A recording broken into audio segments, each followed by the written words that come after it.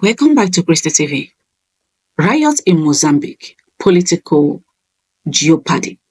Igbo brothers and sisters, Yoruba brothers and sisters, this is coming from oppressed news that your kinsmen and women have been attacked in faraway Mozambique. Their businesses have been looted and destroyed right now.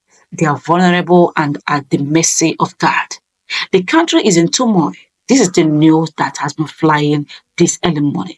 They just want to come back home with their lives. Recently, Mozambique government officials can be seen running away. Then, what is the fate of an average Nigerian in Mozambique right now? I am just a journalist using my platform to advocate for my fellow countrymen and women in Mozambique. We have quite a sizable population of Nigerians in Mozambique, but at the moment, I can't confirm the casualty figures if there are any, but I will keep monitoring the situation of things. Please lend your voices in calling for the intervention of the Nigerian government. At this point, they need to send in a rescue team for Nigerians in Mozambique military planes to bring back Nigerians. Anyway, my people, welcome back to Christy TV. This is the news that have been flying this morning concerning the riots, concerning the things that are happening in Mozambique at the moment. Mozambique is now in a state of unrest. The political personnel in Mozambique are now running away for their life because even the militaries are equally helping the so-called Mozambique citizens to loot Nigerian warehouses and shops. According to my findings, Mozambique conducted a presidential election in October this year. So the opposition who clearly won was massively rigged by the party in power, same way it happens in Nigeria. So the case went to court and the Constitutional Court affirmed the victory of the ruling party. Protests erupted simultaneously across the country. So it went violent and 21 persons were killed instantly. So it now metamorphosed into a full-blown revolution with over 500 deaths at the moment. A prison with over 2,500 inmates, mostly protesters, was broken by the revolutionaries. Southern African countries and leaders did nothing when the ruling party in Mozambique rigged the presidential election, but since the revolution started, they are sending heavy military machinery to the Mozambique government to help kill her protesting citizens. South Africa is sending this military equipment. On the flip side, we have well over 50,000 Nigerians in Mozambique doing businesses. And as we are telling you now, some of our people has been killed. I can't post the video because it goes against the community guidelines. But we have seen the dead body of some of our Nigerians. And the worst part of it is that the killer, the military personnel that killed these people, we are busy identifying that, yes, this one is in Nigeria. They could not identify others alongside that come from other states that were not Nigerians. But they were proud saying that, yes, this one is in Nigeria. They killed this one is in Nigeria. This one is in Nigeria. And even some of our people that got arrested for not just reason and in prison, we are lucky to be freed alongside the protesters that were freed during the prison break. My current people, them not be smarting to make the story worse. To the extent that they prefer looting Nigerian people's warehouses, businesses, everything have been littered. My correct people, our people's lives are in danger now in Mozambique as I'm talking to you at the moment. People are commenting saying, why do Nigerians go to Mozambique? What for? This and that. Forget what you are saying. What matters now is their security. Their lives is at stake. This is what we should be talking about now. I'm not talking about why did they go to Mozambique. If actually that our president, our leaders made Nigeria a better country, I don't see the reason why a single Nigerian should be traveling out of Nigeria to any African state to look for a better life, because we have all it takes to make our life, to make our country a better place. But unfortunately, we have bad leaders who only enrich their pockets, enrich their families, and allow the innocent citizens of the country to languish in hunger and thirst to run out of the country for greener pasture.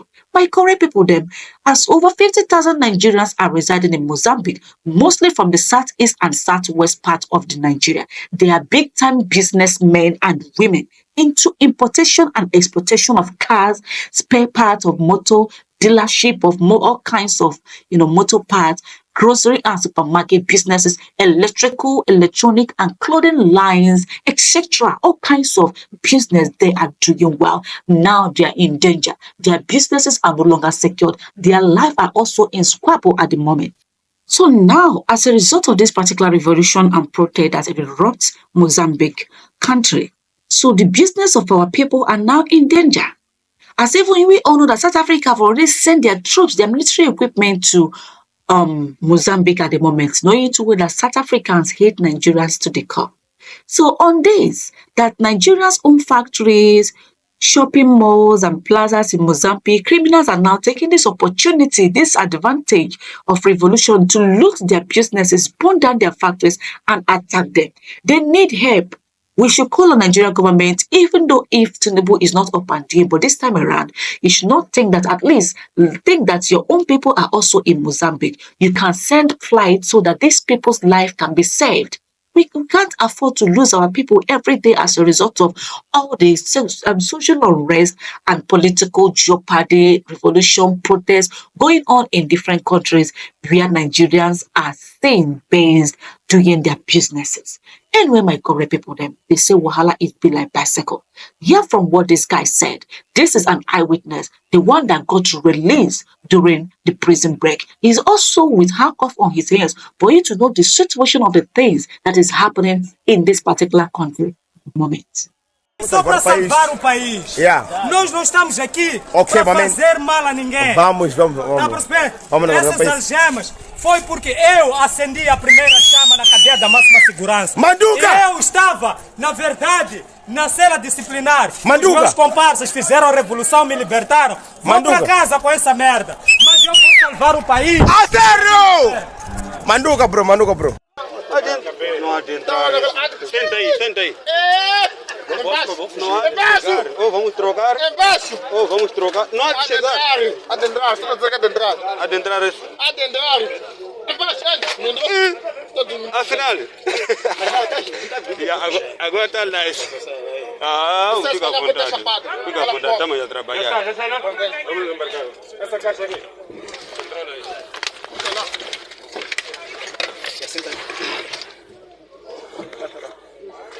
O problema é que você não está me falando boa coisa. Você deve aconselhar o estudo. Já me filmou. Nada ainda.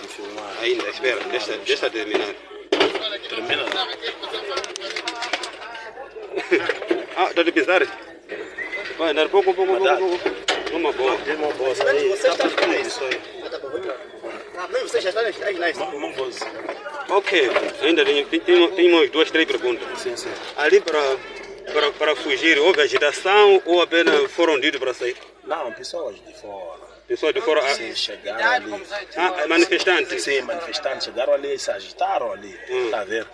Enquanto, por exemplo, hoje, qual era a atividade hoje? Era de... Como o dia 25? Sim, era de preparar ali onde... Limpeza, tá? Não, limpeza dali do... Da cadeia? Não, da cadeia. De fora, onde que deixam aquelas cenas de comida quando chegam as pessoas. Sim. Um brigadista na cadeia. Quando amanhece, sai fora, faz atividade. Então você era especial? Sim, eu fui preso em 2020, meu chefe, está a mover.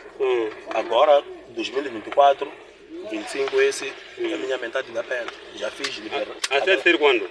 Eu saí ainda até este ano? Sim, se não tivesse esse túmulo. Ok. Então, janeiro pode sair você? Não sei. Mas era um... Você não ia sair? Espera, chefe. Não percebi, meu. This is a Nigerian speaking Mozambique language. This Nigerian man was arrested by the police authorities in Mozambique and thrown into prison alongside with other protesters in Mozambique. So he was rescued by the revolutionaries that attacked the prison to free protesters who were detained. So he was interviewed a few minutes after escaping from prison on handcuffs. The police traced him, rearrested him, and summarily executed him with others whom I can't confirm their nationality. Like I said earlier, their so-called dead bodies, that which is their dead bodies cannot be posted here because of community guidelines. Anyway, my correct people, the killers even confirmed him to be a Nigerian in the video. What is our government doing is now the question. It's not all about attacking the Sahel state, but knowing too well that your own citizens are situated, are even living in Niger. living in Burkina Faso, living in Mali, doing their businesses, living in Mozambique and in other African countries. But you choose to align with France and UK to commit mayhem in the lives of your fellow African brothers. Anyway, my correct brother, what is your opinion regarding this video you just watched? Please tell us in the comment section your opinion and don't forget to subscribe if you have not done so. Turn on the notification button so I get notified whenever we post our latest content. Thank you for watching and good morning to you all. Have been, prisoners have escaped from both Central and PO prison, which are basically neighboring prisons. It's two correctional institutions, both in the Mashava neighborhood in the same area, basically. And in terms of the figure, we are still to confirm. But as far as I've seen, it's about 150 people or prisoners who have actually escaped. I mean, there is one young man who just escaped, and there's a video of him going viral here in Maputo, still with the cuffs in his hands, and he was giving, he was recording a video telling the population, or telling the neighbors of the people who are living in the surrounding areas of the prison that they are also part of the revolution. That his friends escaped from the central prison and then set him free with some other young man, just so they could actually be part of the revolution. So basically, this is how things are getting out of hand. I do believe they have made use of the Christmas celebration, although we're not celebrating as such in Maputo, but I do believe they made use of this day because probably the number of officials in the prison was not the same as that would have been on a normal day. Has government they might have just taken advantage of that to actually escape. Has government issued an official statement to this effect, stating that or confirming that indeed there are a number of prisoners that have escaped?